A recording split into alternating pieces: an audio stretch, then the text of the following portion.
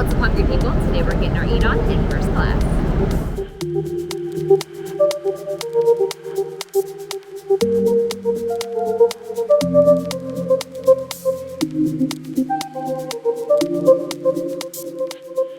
It's been a wild few weeks here in the Starving Chef's kitchen. Or should I say, the Starving Chef abroad?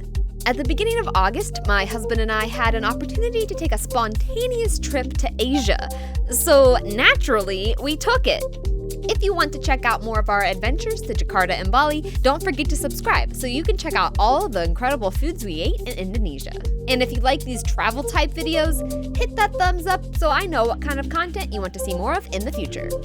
The worst part about Asia is getting there. It takes a really long time to get to Indonesia from Cleveland. It's practically on the exact opposite side of the globe after all. 9,958 miles from Medina to be exact. While I may be bright-eyed and chipper here as we walk through the Cleveland airport, I had never taken a plane ride longer than from Boston to France. And I certainly had never flown on anything other than economy until today. So with the next 30 plus hours ahead a complete mystery, we started the first leg of our journey with a quick hour-long flight to Chicago before we boarded our first international plane headed to Tokyo. Instead of boring plane seats, when you fly internationally in business class, you get to sit in pod seats. Complete with their own TVs, footrest, and blankets, and a whole slew of personal products to get you through the next 14 hours trapped in a metal tube. We have some slippers, so you don't have to keep your traveling shoes on the entire flight, complete with a complimentary shoe horn to get your shoes back on. You also get a personal case for your toiletries. It's actually a pretty nice little pouch. Inside, you have a small bottle of face mist, which I think is to help keep you awake on these long flights, or to help keep you feeling refreshed. I'm not really sure, but it smells pretty nice. And then there was also a toothbrush and mini toothpaste in there as well. So all in all, it's a pretty nice little travel kit, and I kinda wish I would have stolen one when we deboarded. And we have our own controls for the TV and the seat right next to us, as well as plenty of movie choices to get you through the flight. Plus, while economy is boarding, you get served a glass of sparkling wine, so you feel extra fancy. But what I was most excited for was the in-flight service. The business class menu is split into several sections, including alcoholic beverages, multi-course Japanese-style cuisine, international cuisine, and a snack and dessert menu to boot. The stewardesses know to keep the drinks coming, too. I mean, what's better than getting drunk on a plane? Shortly after takeoff, we put in our food orders. And when the food starts coming, it don't stop coming. The first little teaser was a small plate of pickles and nuts, which was a great way to cleanse your palate after a morning of traveling and getting into a dry airplane. A little while later, my personal stewardess came to put a tablecloth on my pull-out tray, which is quite a fancy touch if I do say so myself. My husband started the flight with the international menu, so he got a small meat and veggie plate with a few rolls as his starter. And I chose the Japanese menu, of course, and I constantly had to refer back to the menu to understand what the heck I was being served. My first course was zensai and kobachi, a collection of morsels that included marinated spinach, Chinese yam, grilled duck teriyaki, deep-fried pike conger with shisho herbs and edamame, alongside grilled eel and a cucumber and vinegar jelly. I thought this was my main meal because it was super delicious and pretty filling, but it was quickly followed up with the atsu curry and shu sai courses, which included a selection of seared yellowtail sashimi and a grilled gold stripe amberjack and a soy-based sauce with a side of steamed rice, miso soup, and Japanese pickles. I was literally so full, but I also could not stop eating.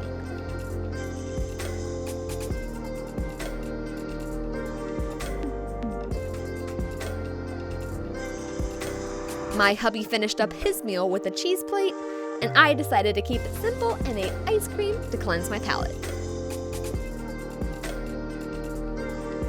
A few movies later, I figured it was time for a bedtime snack, so I tried out the chicken curry sandwich.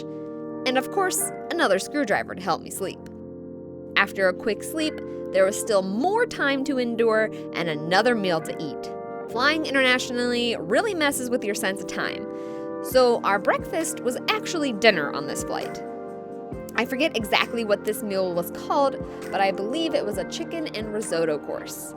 Served with a side of fresh fruit and bread rolls, this is exactly what I needed to get me through the next leg of our journey. Finally, we landed and had a few hours to kill in Tokyo, so we decided to hit up the airport lounge for refreshments. The airport lounge has a simple buffet-style salad bar and various onigiri. We didn't have time to order a full meal, but there were other dishes you could order fresh.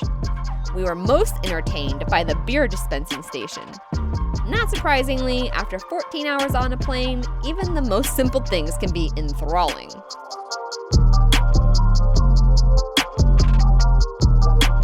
In addition to this, there is a full bar you can help yourself to as well. I had just enough time to get down a few rice balls before it was time to board our next long flight, this time to Indonesia. Another round of sparkling wine, and we were off. The menu on this flight was just as complex as the first, including everything from marinated gizzard to octopus.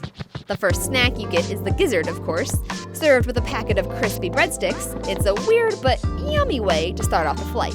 This was followed up by the wildest looking platter I have ever been served on a plane. This time, the tasty morsels included things like simmered brown algae and melon, sweet fish spring rolls, marinated octopus, and a beef and kelp egg roll. I pretty quickly lost track of everything I was being served, however. And after 20 plus hours of traveling, you'd have a hard time remembering what you ate on the plane too. Shortly after this meal, we arrived in Jakarta, where we spent a week exploring the city, and then headed off to Bali for our honeymoon. If you want to see more of what we ate on our trip to Indonesia, now is a great time to hit that subscribe button so you can be the first to know when my latest video goes up. The food in Indonesia is absolutely incredible, so stick around and hit that sub button so you can eat around the world with me. After a whirlwind adventure of a lifetime, it was unfortunately time to repeat the process and board a plane for the long journey home. Because our first flight from Jakarta to Tokyo was technically at 6 a.m., we got to experience what it was like to be served breakfast in business class, which naturally started off with a screwdriver. I kept it simple on the ride home, opting for a sous vide omelet for breakfast.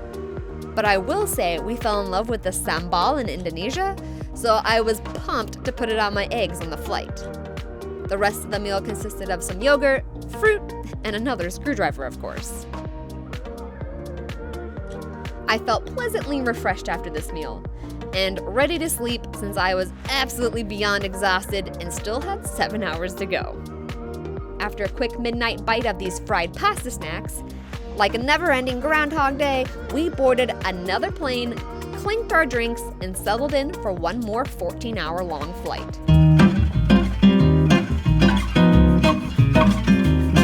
The drinks were also flowing freely on this flight, and definitely seemed to be getting stronger.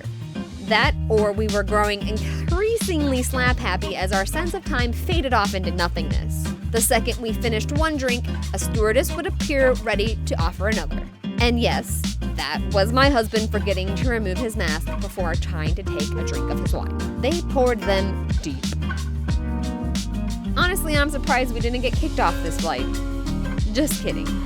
Business class was only about half full, so I don't think that band actually hit anyone, that I'm aware of at least.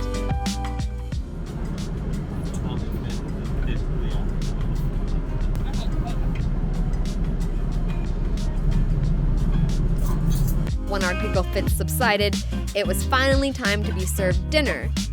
And I think my husband had it with me filming his food on our entire trip. I'm not really sure what he got, but it did look pretty good.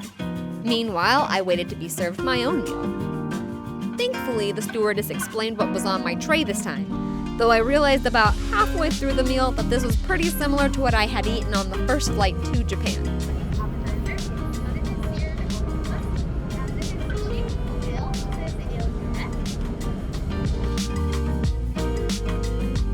My meal was only interrupted by my husband, who was trying to figure out what all he had been served. Our best guess was eggplant of some kind simmered in a soy sauce. Anyway, back to my meal. I was always pleasantly surprised with the quality of the food on our flights. For airplane food, it wasn't nearly as bad as one might expect, even if I wasn't totally sure what I was eating half of the time. My husband's food was getting increasingly more Western as he was served. I think this was some sort of Wellington-esque beef and potatoes meal. The only problem with this meal was that the stewardesses were too busy to refill our drinks while serving dinner. For my main course, I had a miso tofu soup with tuna and pork belly and a side of white rice and Japanese pickles for seasoning. The stewardesses do tell you what everything is when they serve you, but between the loud noise of the plane and the number of cocktails I had had by this point, I definitely wasn't sure of everything that was on my plate this time around. But speaking of cocktails, as if on cue, the stewardess appeared with a screwdriver for me as if she just knew it was what I needed to wash down my meal. The pork was incredibly tender and served in a bed of creamy mashed potatoes. The fish was a tiny bit overcooked, but still pretty tasty for plain food. And whatever these Japanese seasonings are, I'm totally not sure if I'm doing this right, but I very much enjoyed stirring it into my rice. Finally, for dessert, I tried out the lemon chocolate torte that I had skipped on the first plane over. An unusual combination of flavors to be sure, but not unpleasant. The lemon was incredibly zesty and mellowed out by the earthy notes of chocolate. It was pretty good, if I say so myself. For the final meal, I really wanted another one of the curry chicken sandwiches I had had as a midnight snack before, but this sandwich left much to be desired. We must have been getting close to home, because the stewardesses really just stopped caring. It was unfortunate to end the flight on a disappointing meal, but also the flight was nearing an end, so just let me off the goddamn plane already. After a quick layover in Chicago, we landed in Cleveland and our bags were the first off the conveyor, which heck yeah.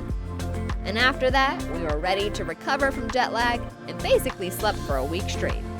If you want to see more from our adventures in Jakarta and Bali, I'm planning to post more about our trip in the coming weeks, so stay tuned. You can also follow me on Facebook, TikTok, and Instagram for even more delicious content while you wait. If you ever get hungry, don't forget to flip that sub button and ring the dinner bell so you can be notified of my latest recipes and foodie adventures that I post whenever I feel like it, apparently. And speaking of recipes, if you are hungry, head on over to thestarvingchefblog.com where you can find recipes and more with step-by-step instructions. I hope you all enjoyed, and I'll talk to you soon.